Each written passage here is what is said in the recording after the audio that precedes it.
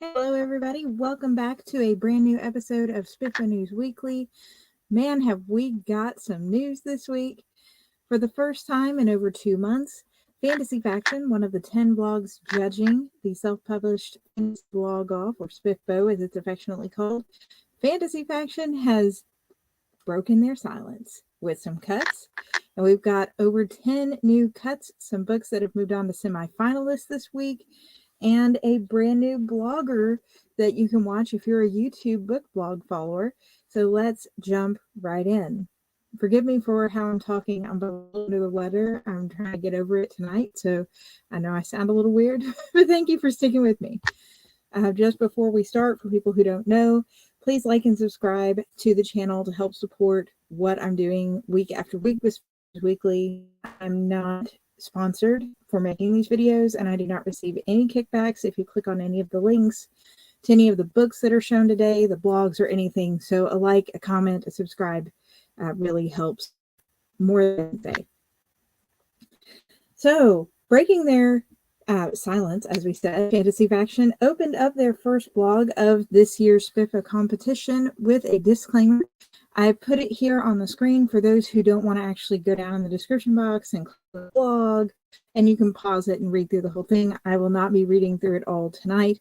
I think this really addresses some back and forth we've been seeing a lot on social media about responding to reviews and personal opinion of the reviewers.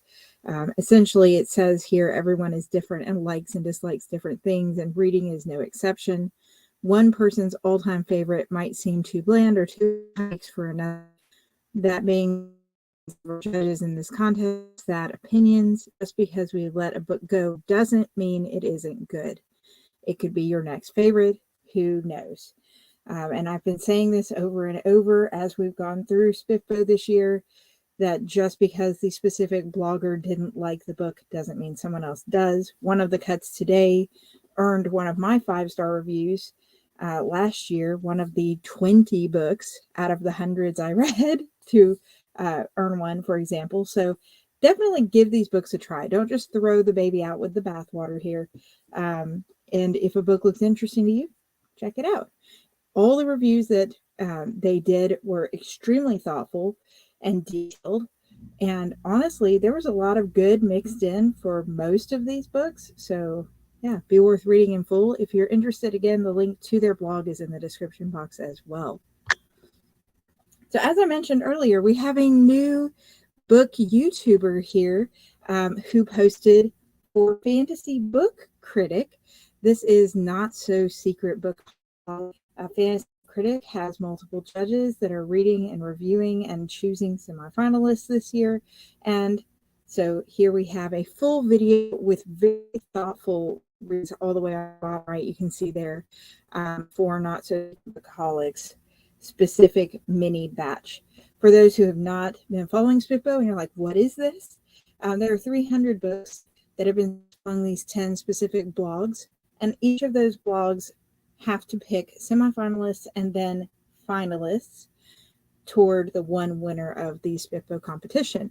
So some of those blogs have mini blogs under them who will help read and take on that load. So if you're wanting to catch up with Not So Secret Bookaholic, I put her link in the description box as well. Speaking of reading and keeping up with SPFBO books, there are 4 books this week that are running specials or giving away free books. So here are some of those for you. The Exile of Zanzibar by Daniel Maidman is 99 cents today. The Briar Crown, which was free for some ARC audiobook listeners last month, has now released, and I noticed today that it's actually under $20 to grab this book on Amazon right now. I'm not sure what it is on Audible, so go check that out if you're an audiobook listener. The Doctrines of Fire by C.L. Jarvis is being given out free for ARC readers, so you can check that out as well. And Curse of the Fallen by H.C. Newell, which was seen cover art competition this year, is also 9 cents today. The links for all those books again are in the description box.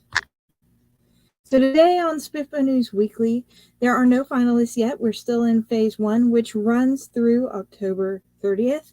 That means that bloggers have until October 31st to complete all their books, and November 1st, I saw a SPFBO participant say they actually have to post all their semifinalists and initial cuts for phase to begin, which is where the finalists will be chosen. But we are up to 77 cuts. We're over the 75 book cut mark. There are 211 books that have either not been named a semifinalist or not been cut yet. And I know I saw some mentioning today with Queen's Book Asylum. We will get there. We will clarify. There were cuts today on Queen's Book Asylum. I went and pulled up the blog article myself and read through it all for you guys. So 2 new semifinalists this week and over 10 new cuts. Let's get right down into Fantasy Faction because they're the ones everybody's been waiting for over 2 months to see. One of the last holdouts too, I believe, next to Lynn's books and The Critiquing Chemist. Fantasy Faction cut 5 books this week. They have not announced a semifinalist as of yet. They have 25 books left to read. And we're reading a drink tonight to the first batch of Fallen here for Fantasy Faction. We have Becoming a Druid, Altar of Fate, Between Land and Sea, Heart of Fire, and The Crossing. And for those of you who don't know, Raina Nightingale, who has written Heart of Fire, has been a continued supporter of authors in the indie fantasy spectrum in general, as well as SPFBO. So a huge shout out for Raina in keeping their spirits up and continuing to publish author interviews and all of this stuff as the competition goes on. It's always hard to be one of the first people in your blog that are cut, but that doesn't diminish the value of the work that you do both as an author and as a member of this community. So we raise our glasses to you. And we have Mike on live. I'm proud to be in this group no matter what the occasion, and that's what makes this special. Thank you so much, Mike.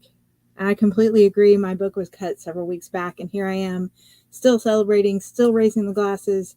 This community has made being a part of SPFBO one of the most life-changing competitions I've ever put a book in. So keep your heads high. Now we're going on to Fantasy Book Critic, which, as I said earlier, they've also had some cuts this week and a new semi-finalist.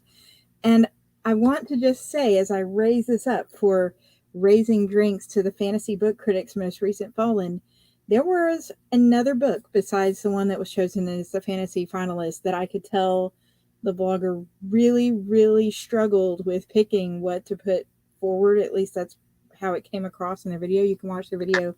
And if you have thoughts that are different, feel free to leave that in the comments. But Curse of the Fallen, a donkey, a stable hand, and an empire, Earth Core, Volcano City.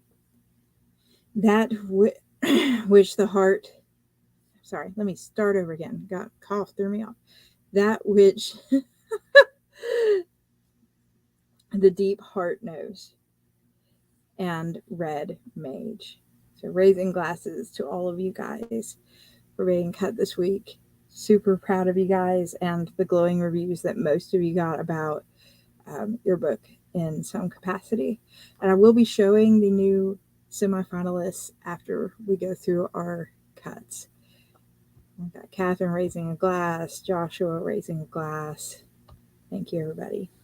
So as I said earlier, Lynn's books and The Critiquing Chemist remains one of the last ones that have not announced any cuts or semifinalists yet. Of course, I will be mentioning that here on the blog as soon as a round comes up. The Weather Racks Report has 18 books left to read, 8 books cut, no semifinalists, with 1 new cut this week, which is Kill Your Darlings by L.E. Harper. This is one that I would raise a glass to for sure, and also strongly recommend readers who love sort of the darker aspect of fantasy take a look into, because I've seen so many glowing things about this book. So this might be one where it really comes down to preference. Excuse me. Becky M. has 17 books left to read. 9 books have been cut and no semifinalists as of today. So no change there from last week. We've got people coming in from Kill Your Darlings. Before We Go blog is down to 24 books left to read, 4 books cut, and 2 semifinalists this week. And here we have Queen's Book Asylum. And I understand that the blog post was a little confusing. The cuts have not been marked red on Mark Lawrence's site yet. But at the top of the blog post today, it does say that these are her final, that she's saying, come see who would be the semifinalist and the other cuts.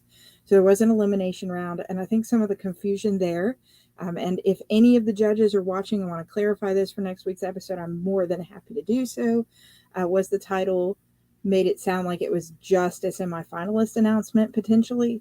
And following up on the elimination round last week, that may have added to that confusion, but there were 3 new books cut, which takes Queen's Book Asylum's batch down to 9 total books left, 19 books cut total, and 2 semifinalists. So people who are guessing every week who's going to run out of books first, is it going to be Covers with Cassidy or is it going to be Queen's Book Asylum? Right now we're down to 9 left here. The 3 books that were cut this week are Contessa of Mostul Ubar. I really hope I'm pronouncing that right. Sorry, L. James Rice, if you're watching. In Sleep, You Know, and Beyond the Filigree Wall. Some great, thoughtful reviews for all of those as well. So we're just raising glasses here on everybody. This brings us to Bookborn, which is holding pretty steady at 1 book cut, 19 books left to read. That means that those other books, the other 10, are pending. We're going to see whether or not they're actually cut or semifinalists later on. There's been no change from Philip Chase since the last update we did for Philip, still holding at 24 books left to read, 5 books cut, 1 semifinalist. And then Covers with Cassidy, for those keeping mark and those guessing, I want to hear in the comments who it's going to be, you guys. 7 books left to read for Covers with Cassidy. Now, I will say Covers with Cassidy has many blogs like Fantasy Faction, maybe not Fantasy Book Critic is what I was saying earlier. However, they each have 2 reviewers reading all of the books before they cut them. So there may be more read than cut. But hail to the new semifinalists. There were no cuts from Covers with Cassidy this week. We have 2 new semifinalists. We have Crucible of Lies and we have Heliotrope, which does not surprise me at all. I've seen so many glowing things about Heliotrope, even though I have not read it myself, and then listening to the review about Crucible of Lies immediately made me want to go read it. So congratulations to our brand new semifinalists. We are coming right along in this competition. It's going to be stiff for all those people that are still in the end. Yes, yay, Palmer and Mitchell. Congratulations. With that, we are rounding off. Apparently, I need to go back to bed, as you can tell by my talking tonight. This week's episode of SPFBO News Weekly. Thank you so much for subscribing, for watching, for liking.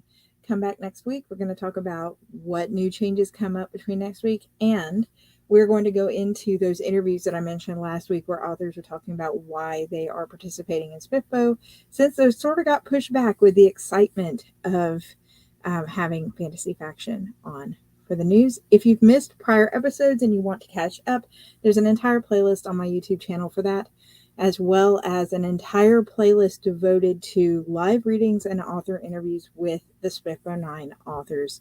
So you can meet a very large chunk, over 10% of the authors there.